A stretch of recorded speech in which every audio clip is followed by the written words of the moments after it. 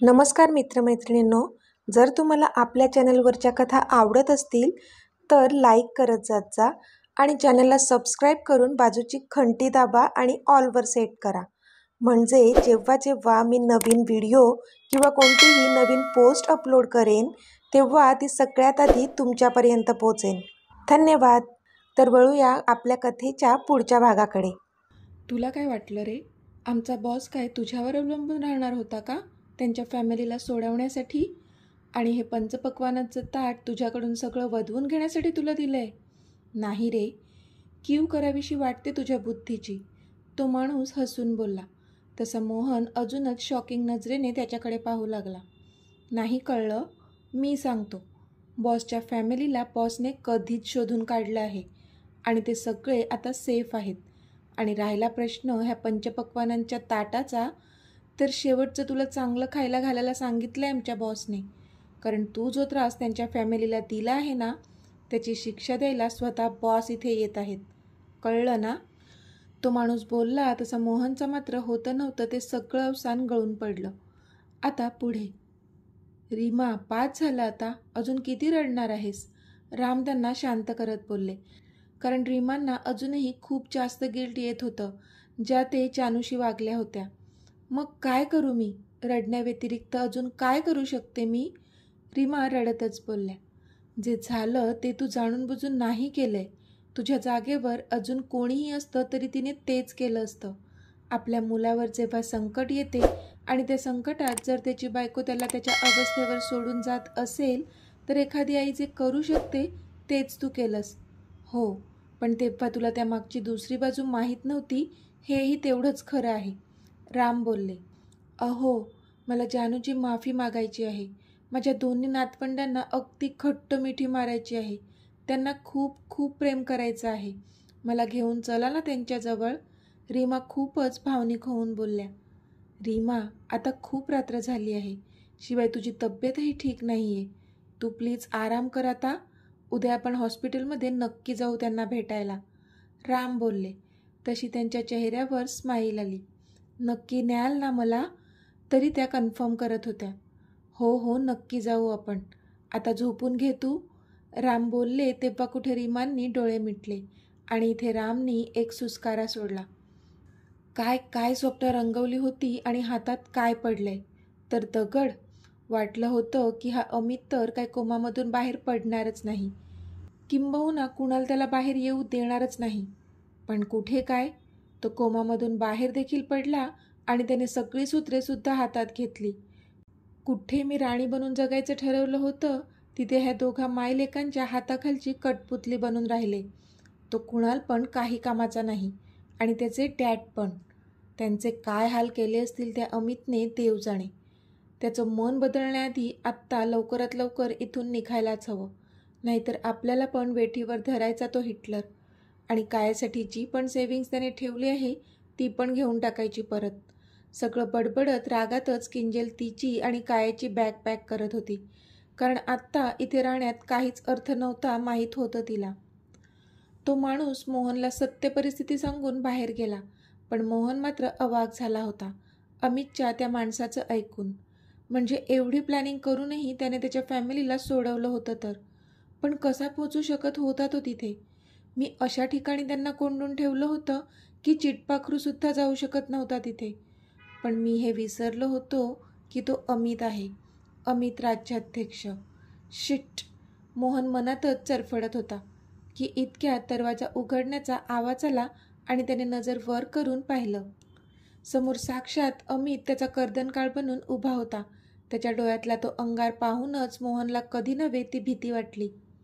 अमित एक एक पाऊल टाकत मोहन जिथे उभा होता तिथे येत होता. तसतसा मोहन मात्र भीतीने गर्भगळीत झाला होता.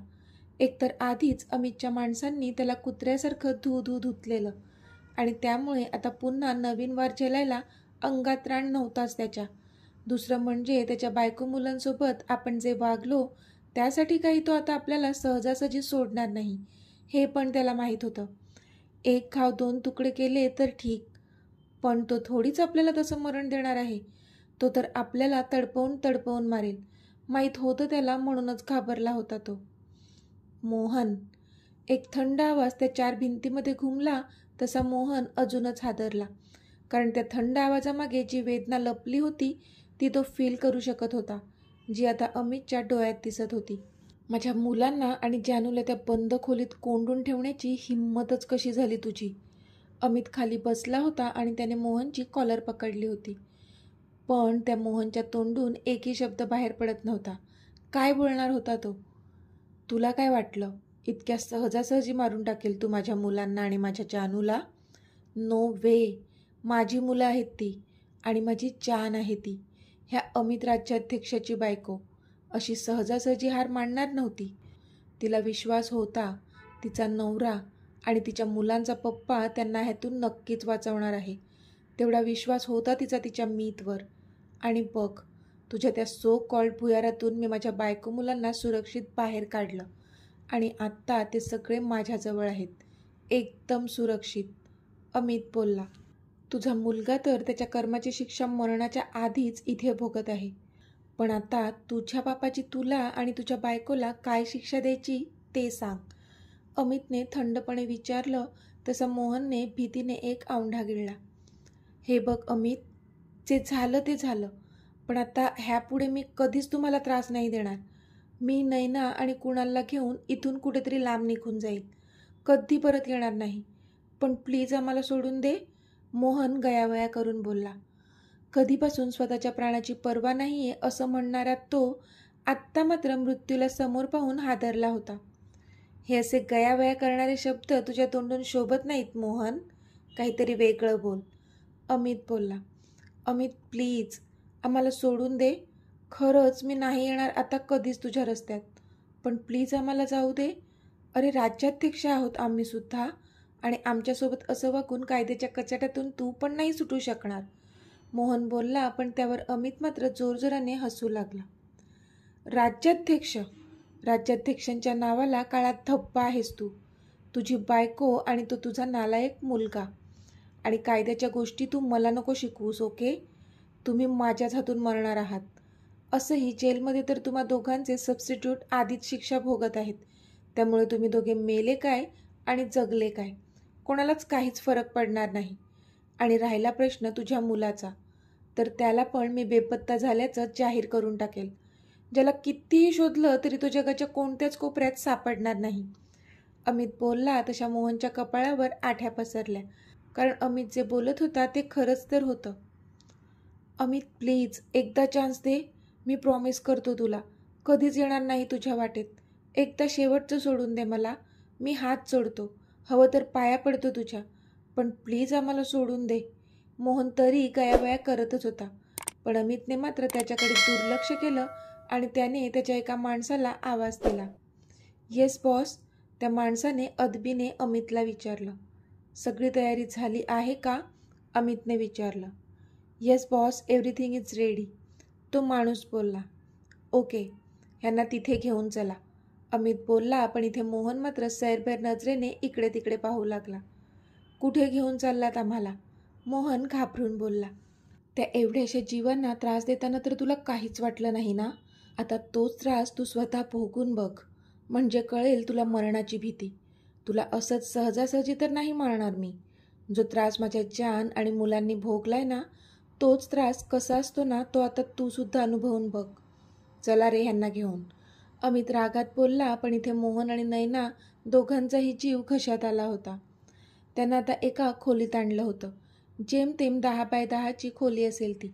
त्या दोघांनाही त्या खोलीत ढकललं गेलं. मोहन, तू आजपर्यंत जी जी पापं केली आहेत ना, त्याची देव तुला देईल तेव्हा देईल शिक्षा, पण हा अमित राज्याध्यक्ष त्या सगळ्या पापांचा इथेच सोक्षमोक्ष लावणार आहे. अमित बोलला आणि त्याने धाडकन मोहनच्या तोंडावर दरवाजा आपटला.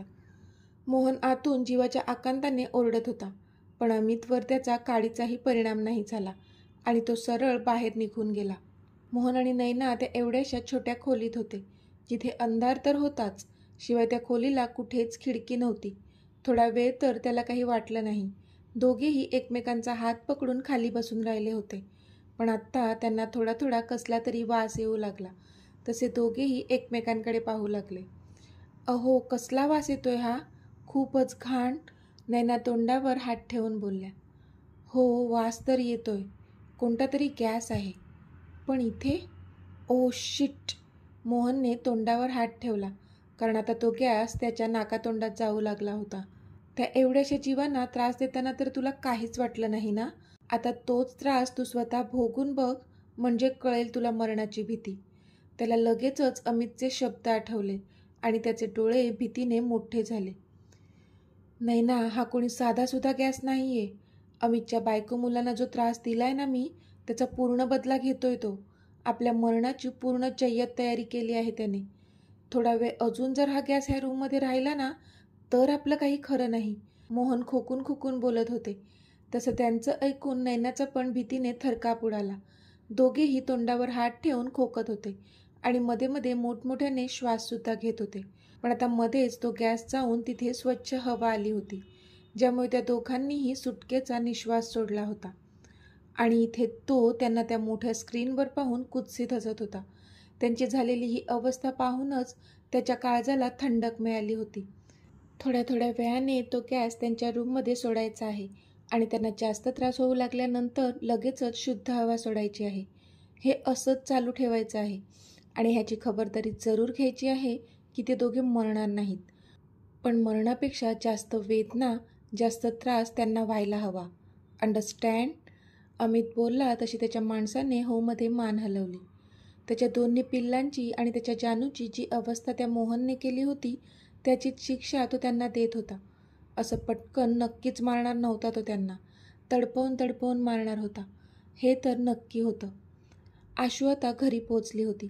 तिने दोन्ही मुलांना नीट झोपवलं होतं आणि जानू पण झोपली आहे हे पाहूनच ती हॉस्पिटलमधून घरी जाण्यास निघाली होती.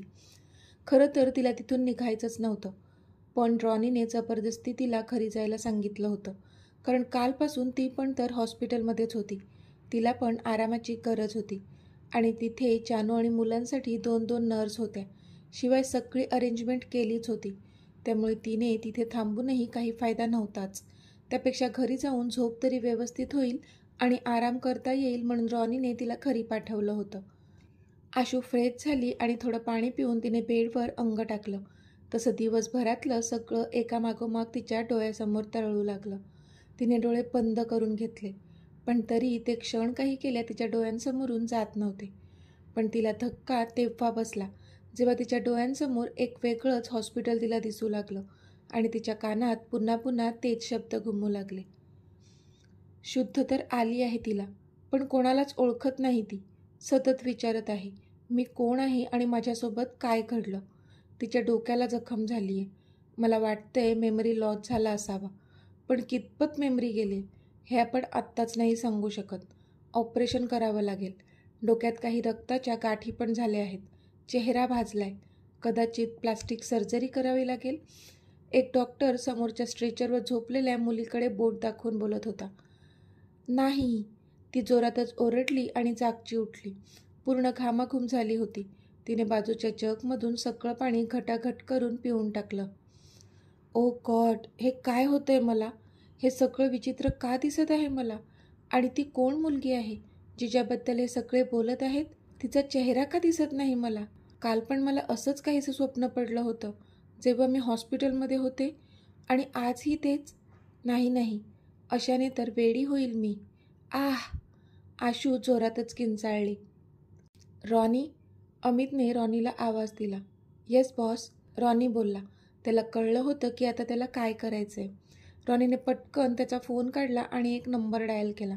समोरच्या व्यक्तीला त्याने काही इन्स्ट्रक्शन्स दिल्या आणि फोन ठेवून दिला. Boss, everything is done. Shall we leave? रॉनीने विचारलं. तसं अमितने एक कटाक्ष त्या समोरच्या स्क्रीनवर टाकला. येस, लेट्स गो, अमित बोलला आणि मग ते दोघेही तिथून निघून गेले.